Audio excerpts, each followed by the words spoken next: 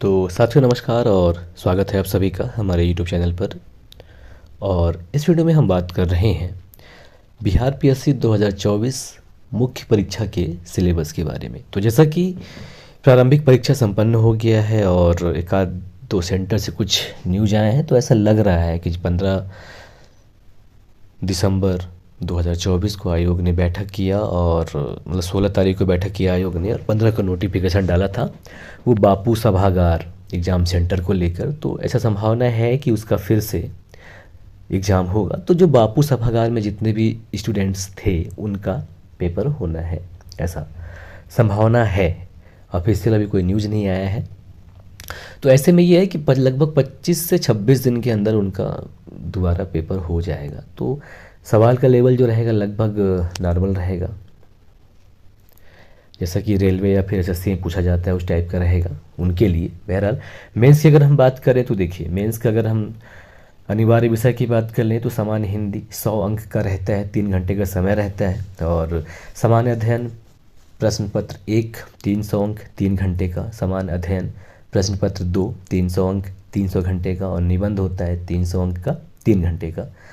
वैकल्पिक विषय होता है जो कि 100 अंक का होता है और इसमें 2 घंटे का समय होता है। तो वैकल्पिक विषय जिसे आप चयन करना चाहें, आप जो विषय लेना चाहें ले सकते हैं। सामान्य हिंदी की बात करें तो इसमें 100 प्रश्न होते हैं और सामान्य हिंदी में आपको पास होना यानी कि 30% अंक लाना अनिवार्य होता है।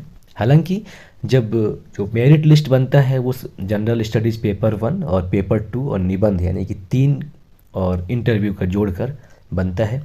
वैकल्पिक विषय का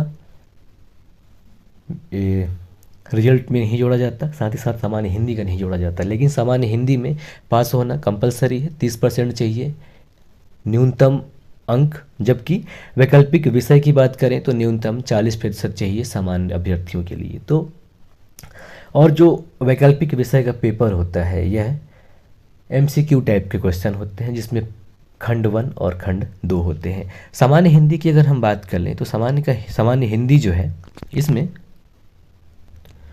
सामान्य हिंदी में जो प्रश्न पत्र रहते हैं ये बिहार विद्यालय परीक्षा समिति के जो माध्यमिक या सेकेंडरी स्तर के सवाल होते हैं, जिसमें सरल हिंदी में अपने भावों को स्पष्टतः और शुद्ध रूप में व्यक्त करने की क्षमता और सहज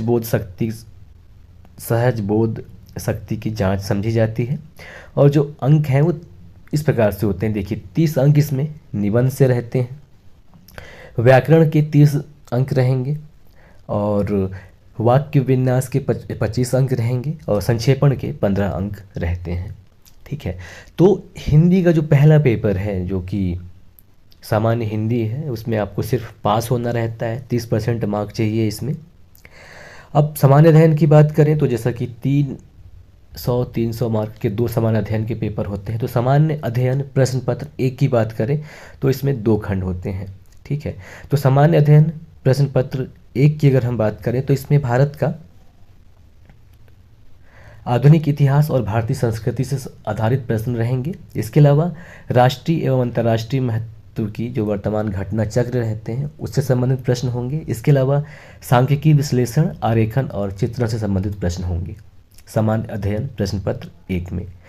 जबकि सामान्य अध्ययन प्रश्न पत्र 2 की बात करें उससे पहले अगर हम सामान्य अध्ययन प्रश्न पत्र 1 का थोड़ी और डिटेल में देख लें तो भारत के आधुनिक इतिहास, जिसमें आधुनिक भारत और बिहार के विशेष संदर्भ में इतिहास और भारतीय संस्कृति के अंतर्गत लगभग 19वीं शताब्दी के मध्य भाग से लेकर देश के इतिहास के रूपरेखा के साथ साथ महात्मा गांधी, रविन्द्रनाथ टैगोर और जवाहरलाल नेहरू से संबंधित प्रश्न भी शामिल रहेंगे। इसके अलावा बिहार के आधुनिक इतिहास के संदर्भ में प्रश्न इस क्षेत्र में पाश्चात्य शिक्षा के आरंभ और विकास से भी पूछे जाएंगे। इसके अलावा भारतीय स्वतंत्रता संग्राम में बिहार की भूमिका से संबंधित प्रश्न रहेंगे। और यहाँ पर संथाल विद्रोह और बिहार में 1857 की क्रांति, बिरसा मुंडा का आंदोलन, चंपारण सत्याग्रह और 1942 का भारत छोड़ो आंदोलन से भी पूछे जाएगा। तो ध्यान दीजिएगा, वर्ष 2023 के मेंस में बिरसा मुंडा का आंदोलन पूछा गया था, तो इस बार वो मे भी स्किप हो सकता है, तो आपको इसको पढ़ने की जरूरत नहीं है या इसको देखने की ज़रूरत। और इसके अलावा मौर्यकाल और पालकाल की कला, साथ ही साथ पटना कलम चित्रकला। तो पटना कलम चित्रकला जो है पिछली बार इसके बारे में पूछा गया था, तो इस बार भी संभावना है कि ऐसा ना पूछा जाए। इसके अलावा सांख्यिकी विश्लेषण, आरेखन और सचित्र निरूपण से संबंधित विषयों में सांख्यिकी आरेखन या चित्रात्मक रूप से प्रस्तुत सामग्री की जानकारी के आधार पर सहज बुद्धि का प्रयोग करते हुए कुछ निष्कर्ष निकालना और उनमें पाई गई कमियों, सीमाओं और असंगतियों का निरूपण करने की क्षमता की परीक्षा होगी प्रश्न पत्र 1 में।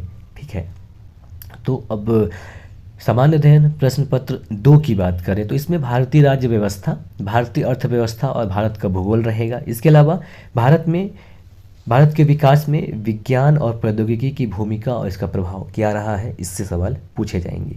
ठीक है, तो जो प्रश्न पत्र 2 है इसमें भारतीय राज्य व्यवस्था से संबंधित खंड में भारत की और बिहार की राजनीतिक व्यवस्था से संबंधित प्रश्न होंगे। ठीक है, इसके अलावा राज्य केंद्र संबंध में जो राज्य केंद्र से संबंधित प्रश्न रहेंगे मेंस के हिसाब से, और भारतीय अर्थव्यवस्था और भारत तथा बिहार के भूगोल से संबंधित खंड में भारत की योजना और भारत के भौतिक, आर्थिक और सामाजिक भूगोल से संबंधित प्रश्न भी पूछे जाएंगे। इसके अलावा भारत के विकास में विज्ञान और प्रौद्योगिकी के महत्व और प्रभाव से संबंधित प्रश्न भी रहेंगे, जिसे कि तीसरे खंड में जोड़ा जाएगा। और यह भारत तथा बिहार में विज्ञान एवं प्रौद्योगिकी के महत्व के बारे में उम्मीदवार की जानकारी की परीक्षा लेगी और इसमें प्रायोगिक पक्ष पर भी बल दिया जाएगा।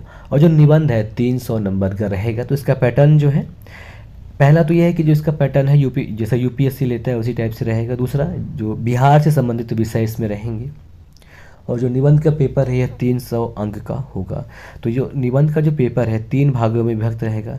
पहले और दूसरे भाग का जो निबंध है यूपीएससी पैटर्न पर आधारित होगा, जबकि तीसरे भाग में बिहार ओरिएंटेड विषय पर निबंध होगा। तो बिहार से क्या क्या पूछ सकता है? बिहार से जैसे पूछ सकता है कि बिहार में जो बाढ़ की समस्या है, कारण निदान पूछ सकता है, या फिर बिहार में जो सामाजिक ताने बाने में या जो बिहार का सामाजिक संरचना है उसके बारे में पूछ सकता है, या बिहार को कैसे बेहतर बनाया जा सकता है ये इसमें पूछ सकता है, या बिहार में राजनीतिक जागरूकता के बारे में पूछ सकता है। ऐसा भी रहेगा, है ना। और वैकल्पिक विषय की बात करें तो वैकल्पिक विषय में क्या है कि बिहार लोक जो सॉन्ग का रहेगा, जिसमें आपको अपना सब्जेक्ट अपने हिसाब से डालना है और इसमें एमसीक्यू टाइप के प्रश्न होंगे, तो आपको बस टिक लगाने रहेंगे। और जब ये जो वैकल्पिक विषय है इसका मूल नंबर नहीं जोड़ा जाएगा आपके रिजल्ट तैयार करने में, यानी कि सिर्फ 900 नंबर प्लस, यानी 900 नंबर GS1, GS2 और ऐसे और इंटरव्यू का जोड़ के 900 प्लस इंटरव्यू जो रहेगा वो जोड़ के आपका रिजल्ट तैयार किया जाएगा। तो बस जल्दी लग जाए मेंस की तैयारी में, और हम कल से हिंदी विषय पर अपना वीडियो ला रहे हैं, ग्रामर से संबंधित जो भी है ना। तो तब तक के लिए नमस्कार, जय हिंद और लगे रहिए।